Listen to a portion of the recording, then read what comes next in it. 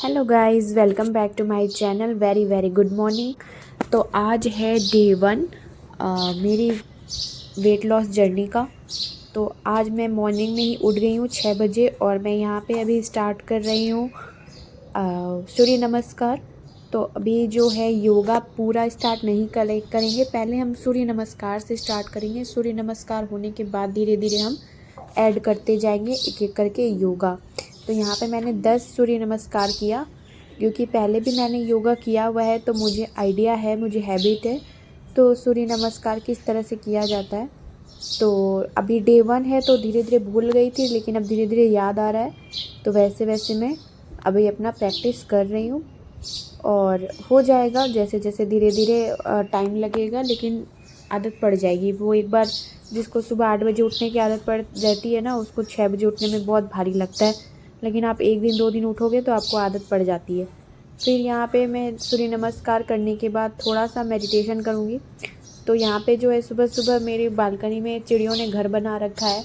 मैं उनको हटाती नहीं हूँ, क्योंकि मुझे अच्छा लगता है चिड़ियों का घर वहाँ पे होना। तो सुबह सुबह आपको आवाज़ें आ रही होगी चिड़ियों के चहकने की। मुझे बहुत सुकून मिलता है चिड़ियों के चहकने की आवाज़ सुन के।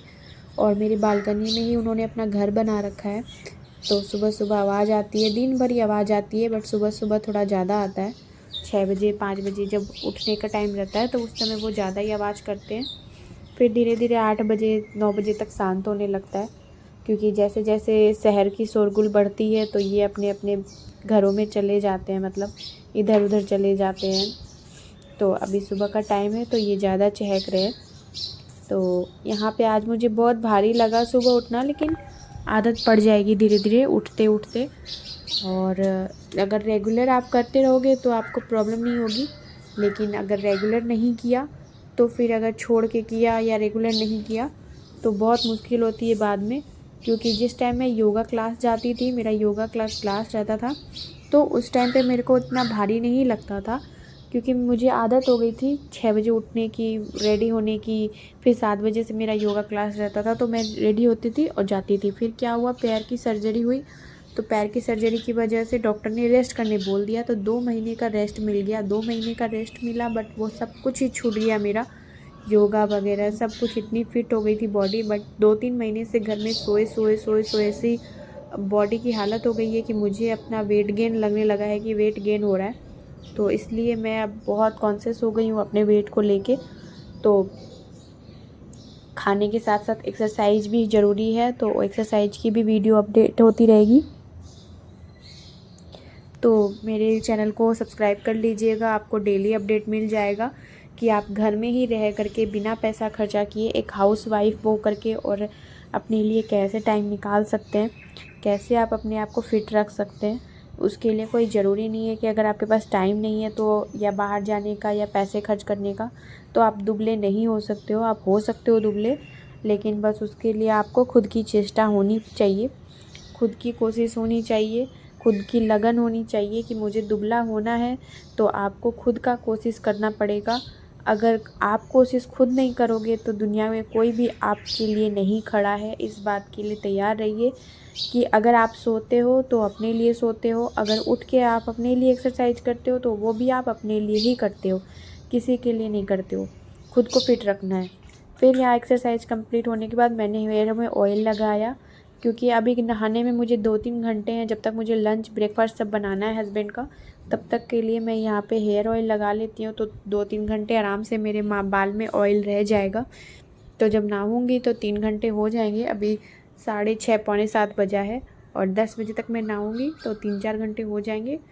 और सुबह सुबह तेल की मालिश मिल जाती है बालों को, तो बहुत रिलैक्स मिलता है माथा को। मतलब सर, अभी मैंने मेडिटेशन किया है और अब मैं हेयर ऑयल लगा रही हूँ, तो माइंड बहुत रिलैक्स रहता है, बहुत ही ज़्यादा रिलैक्स रहता है। तो इस तरह से हेयर ऑयल का मसाज खूब अच्छे से स्कैल्प पे करिए। नारियल तेल लगाइए, नारियल तेल से बेस्ट कुछ भी नहीं है। वर्जिन कोकोनट ऑयल या कोई भी ऑयल, कोल्ड प्रेस्ड कोई भी ऑयल आप लगा सकते हैं बालों में। तो नारियल तेल से अच्छा कोई तेल नहीं है, नारियल तेल बालों में लगा सकते हैं आप।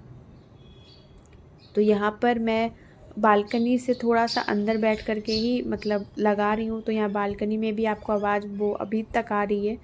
मतलब ये 8-9 बजे तक चिड़ियों की आवाज़ रहती है।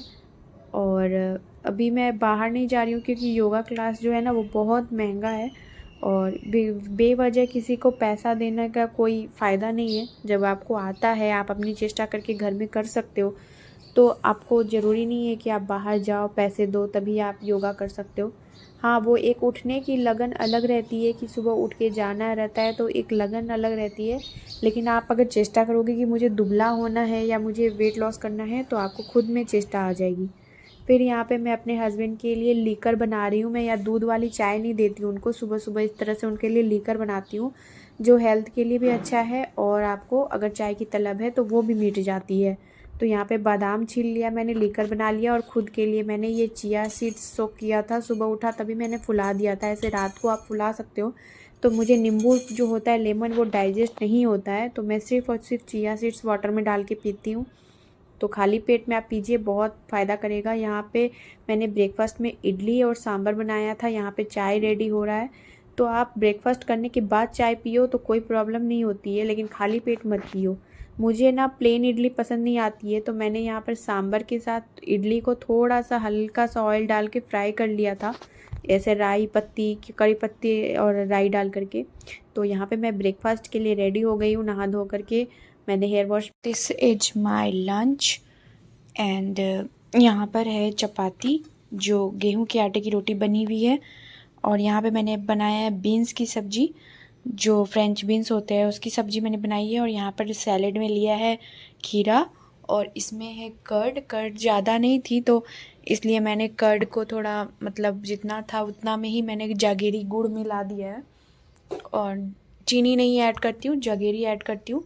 कर्ड लाना था, जितना था उतना ही मैंने ले लिया, क्योंकि दोपहर के खाने में मैं कर्ड ऐड करती हूँ। और यहाँ पे गेहूं के आटे से बनी हुई रोटी है, बीन्स की सब्ज़ी है।